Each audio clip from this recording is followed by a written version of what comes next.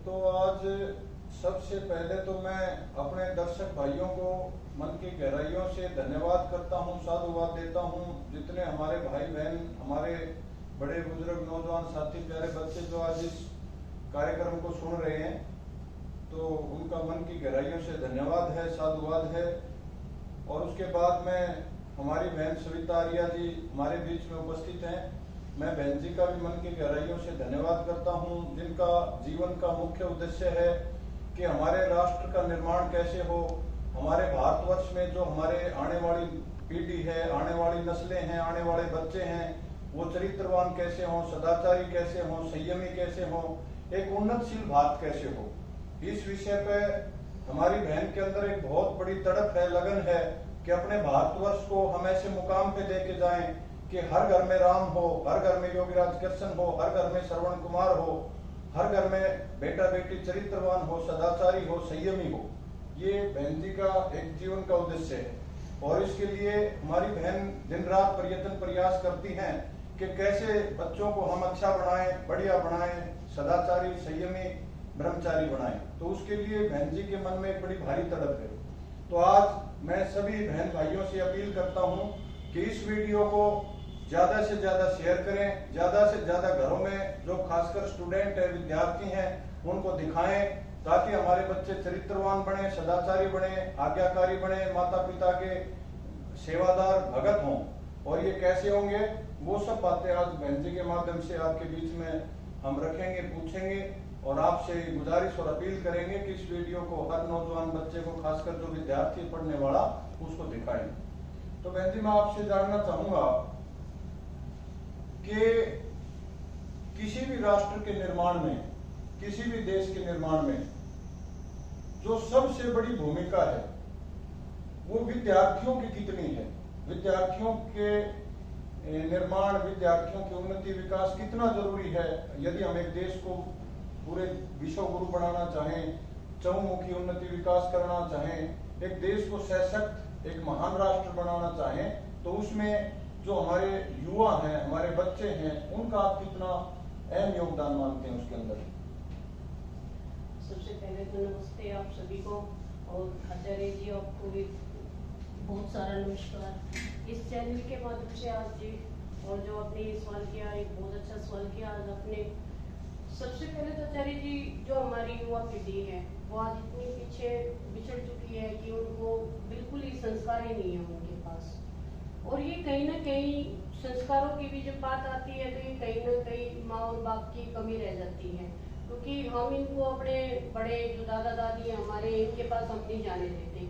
जो आज की युवा पीढ़ी है, जो आज की हमारी जो माताएं हैं, जो बहनें हैं हमारी, जो ये अपने दादा दादी के पास तो हम इनको बैठने नहीं देते। दूसरी बात ये है कि जब दादा दादी के पास बैठेंगे तो वो संस्कार देंगे उनको, और संस्कार देंगे तो वो समाज को अच्छे तरीके से चला पाएंगे। जब समाज को अच्छे से चला पाएंगे तो देश के लिए वो कुछ कर पाएंगे। लेकिन जो हमारी बहनें हैं, जो आजकल की जो ये औरतें हैं, मैं तो इन्हीं से सबसे पहले तो हाथ जोड़कर यही कहना चाहूंगी कि मेरी बहनों, अपने बच्चों को संस्कार दो। जब तक आप संस्कार नहीं दोगी तब तक हमारे बच्चे, हमारी युवा पीढ़ी है, ये देश और समाज का भला नहीं कर सकती। और आप नहीं दे सकते तो कम से कम इनको उन दादा दादियों के पास जाने दो। उन दादा दादियों को तो, क्योंकि उन्होंने तो पूरी अनुभव इतना है उनका, तो उन्होंने पूरा समाज, उनका जीवन का बिल्कुल अनुभव इतना है कि उन्होंने सब कुछ देख रखा है। और उनके देखने के बावजूद वे अपना अनुभव भी साथ साथ बच्चों को बताते हैं कि बेटा ये गलत है, ये अच्छा है, ये बुरा है, आप इसको मत कीजिए। तो मैं तो यही कहूंगी आचार्य जी कि सबसे पहले तो हमें अपने बच्चे खुद से ही, क्योंकि आजकल माँ बाप के पास टाइम नहीं होता, और टाइम नहीं होता तो फिर हम कैसे उसको संस्कार दे पाएंगे। तो मैं तो बच्चों से भी यही कहूंगी कि जितना भी हो सके अपने माँ बाप के पास बैठे, अपने दादा दादी के पास बैठे। कई बार हो सकता है कि भाई काम इतना हो जाता है, माँ बाप के पास नहीं टाइम होता है, तो बच्चे का भी ये फर्ज बनता है कि वो बच्चा जाकर माँ बाप के पास या दादा दादी के पास बैठ के उनसे कहीं ना कहीं उस संस्कारों को उनको ढूंढना पड़ेगा, तब वो जाके समाज और देश की सेवा कर पाएंगे। तो ये हमारी बहन ने बताया कि जो संस्कार का जो मूल आधार है, जो जहाँ से संस्कारों की गंगा बहती है, जहाँ से संस्कारों की उत्पत्ति होती है, जहाँ से संस्कारों का सबसे बड़ा विद्यालय आपके अपने घर में, आपके अपने पूर्वज हैं, बच्चों के दादा दादी हैं। हमारी बहन का भाव यही है कि अपने बच्चों को दादा दादी से दूर ना रखें, उनके पास बैठने दें, क्योंकि उनके जीवन का एक बहुत बड़ा लंबा दुख सुख का एक बहुत बड़ा अनुभव होता है उनके पास अपना। और कई बार जो विद्या होती है, शिक्षा होती है, उससे भी कहीं बड़ा विद्वान अनुभवी व्यक्ति को हमारे शास्त्र मानते हैं, क्योंकि जो अनुभव हमारे बुजुर्गों का है वो अनुभव किसी अच्छे से बड़े विद्वान का नहीं हो सकता। तो बहन जी का भाव ये है कि अपने जितने बेटा बेटी हैं उनको दादा दादी के पास बिठाएं, उनसे उनकी सेवा करवाएं। उस सेवा के माध्यम से बहुत कुछ उनसे उनको सीखने को मिलेगा। और जो बच्चा दादा दादी के साथ मिल पल करके बड़ा होता है वो जीवन में कभी गलत भटकता नहीं, कभी जीवन में कोई गलत कार्य नहीं करता, और वो निश्चित तौर पर जीवन में सदैव सफलता और उन्नति को प्राप्त होता है। ये हमारी बहन का कहना है।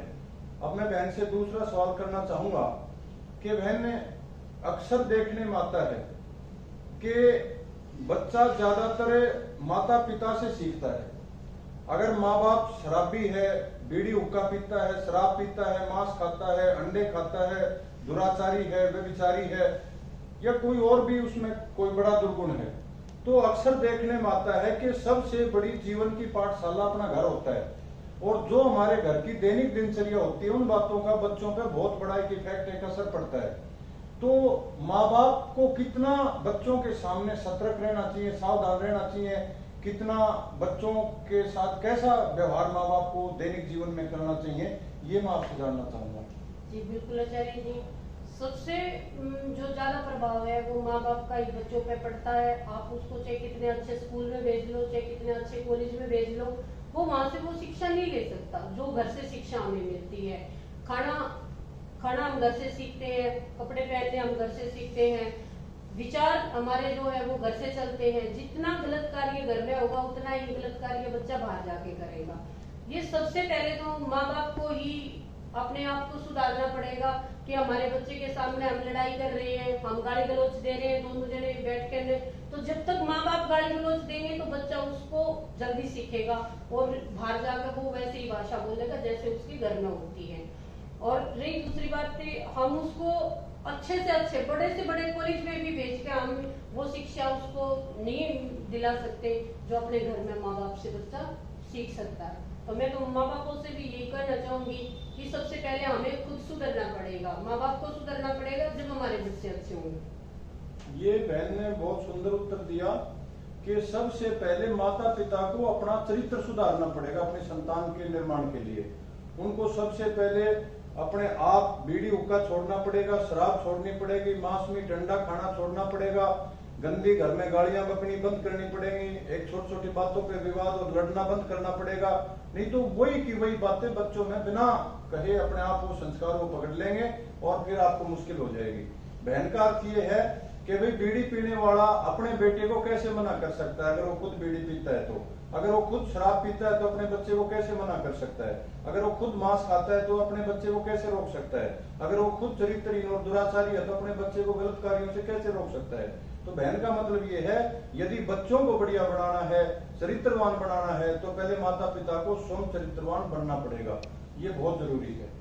एक मैं बहन आपसे जानना चाहूंगा, तीसरा जो मेरे मन मस्तिष्क में जो प्रश्न उठ रहा है, आजकल जो चरित्रहीनता जो फैलती जा रही है, चाहे वो सिनेमा के माध्यम से है, चाहे वो गलत पुस्तकों के माध्यम से है, या वो यूट्यूब के माध्यम से है, फेसबुक के माध्यम से है, या फिर गंदे जो अश्लील किस्म के दुराचारी साथी कई बार बच्चों के साथ शिक्षा, जब बच्चा क्लास में पढ़ता है तो कोई ना कोई गंदा चरित्रहीन बच्चा मित्र हो जाता है और वो बच्चों को इतनी गर्त में धकेल देता है कि जब तक हमें पता लगता है तब तक बच्चा हमारा किसी न किसी सिगरेट का, शराब का आदि हो चुका होता है, चरित्रहीनता का आदि हो चुका होता है, बहन बेटियों के मान सम्मान का कोई ख्याल नहीं होता और वो कोई ना कोई इतना गलत कार्य करता है कि माँ बाप मुंह दिखाने के काबिल समाज में फिर नहीं रहता।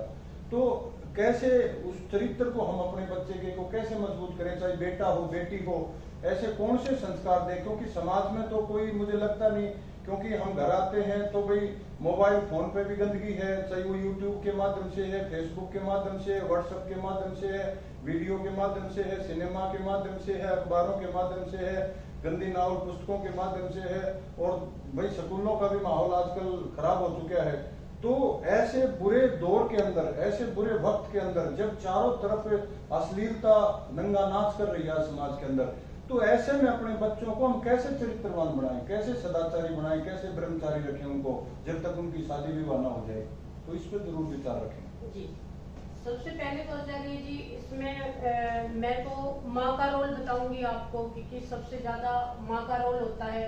कई बार हम अपनी लड़कियों को तो बोल देते हैं कि भाई तू ये मत पहनना, वो मत पहनना, तू लेट क्यों आई, तू लेट क्यों गई।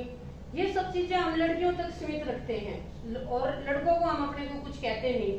अगर जो यही बात है, जिस तरीके से रोक हम अपनी लड़कियों पे लगाते हैं, यही बात अगर जो हम लड़कों से कहें कि भाई अगर जो तू बाहर जा रहा है और तू किसी की बहन बेटी को देख रहा है तो चौराहे पे 4 आंख तेरी बहन के लिए भी खड़ी है, तो हमारे बच्चे सुधरेंगे आचार्य जी इस विषय पे। नहीं तो मुश्किल, नामुमकिन हो चुका है आज के इस दौर में तो। लेकिन फिर भी मैं तो यही कहूंगी उन माओ को कि जितना भी आप बेटी पे दबाव देते हो, बेटी को ये कहते हो ये नहीं पहन के जाना, वो नहीं पहन के जाना, इस तरीके से आपने आना है, इस समय से पहले अपने घर वापस आना है, तो यही सारी चीजें लागू आप अपने बेटे पर करोगे तो मेरा मानना है कि शायद और जल्दी इस बच्चे को और जल्दी सुधार होगा।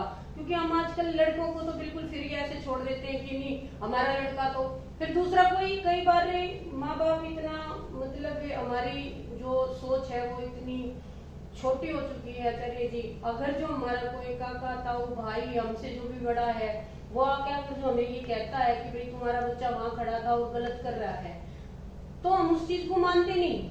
हम अपनी कभी भी ये नहीं स्वीकार करते कि भाई शायद उस आदमी ने हमें सही कहा होगा कि शायद हमारा बच्चा कर रहा होगा। उस समय हम जो अपने बच्चे की सपोर्ट लेते हैं, उस समय जो हम अपने बच्चे के साथ खड़े होकर ये कहते हैं कि नहीं हमारा बच्चा तो ऐसा करता ही नहीं। फिर एक समय ऐसा आता है आचार्य जी कि वो बच्चा उसी कार्य को करके उसका माँ बाप फिर आके कहता कि भाई तू उस दिन ठीक कह रहा था, अगर जो हम तेरी मान लेते तो शायद ये बातें आज हमारे घर में नहीं होती। तो कई बार हम मतलब बच्चे को इतनी शह दे देते हैं, ये भी सारी गलती मैं तो माँ बाप की मानूंगी, बिल्कुल मानूंगी, और है भी आचार्य जी माँ बाप की। क्योंकि बाहर का तो कोई किसी को शिक्षा दे नहीं सकता और न ही बाहर की आजकल कोई मानता। आज मैंने बड़े से बड़ा जो आप देखोगे उद्योगपति भी मैंने देखे हैं आचार्य जी, और बड़े से बड़ा कोई IAS है, IPS है, ऐसे अधिकारी भी मैंने देखे हैं। सबसे बड़ा कारण यही है कि जैसे वो अपने माँ बाप को वृद्धाश्रम में छोड़ आते हैं। माँ बापों का कोई मतलब ये नहीं रहता कि भाई उनकी सेवा करे, ये करे, वो करे, कुछ नहीं ऐसा रहता। लेकिन फिर भी मैं तो यही कहूंगी कि अपने बच्चे को सुधारने के लिए जितना बेटी पर दबाव डालो उतना ही बेटे पर भी हमें डालना चाहिए। बहुत बढ़िया। ये हमारी बहन ने बताया कि ये दायित्व भी माता पिता का है। यदि आप अपने बच्चों को चरित्रवान, सदाचारी, ब्रह्मचारी, ब्रह्मनिष्ठ बनाना चाहते हैं तो आपको अपने बच्चों को जो बुराइयां हैं उनके बारे में खुल के बताना पड़ेगा, शर्म छोड़नी पड़ेगी। क्योंकि सबसे बड़ा बच्चों का हितैषी उसके माँ बाप होते हैं और माँ बाप से बड़ा उसका कोई मित्र नहीं हो सकता, कोई सलाहकार नहीं हो सकता। तो माता पिता से बहन जी की अपील ये है कि भी उनको खुल के बताएं कि बीड़ी से क्या नुकसान है, शराब से क्या नुकसान है, मांस से क्या नुकसान है, और ब्रह्मचर्य के बारे में खुल के बताएं।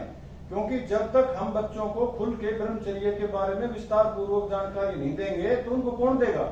इसलिए हमारा धर्म है बेटी को भी बिना शर्म के अच्छी खुल के जानकारी दें कि बेटा चरित्रवान रहना है, सदाचारी रहना है, और एक बेटी 2 कुलों की मान मर्यादा रखती है।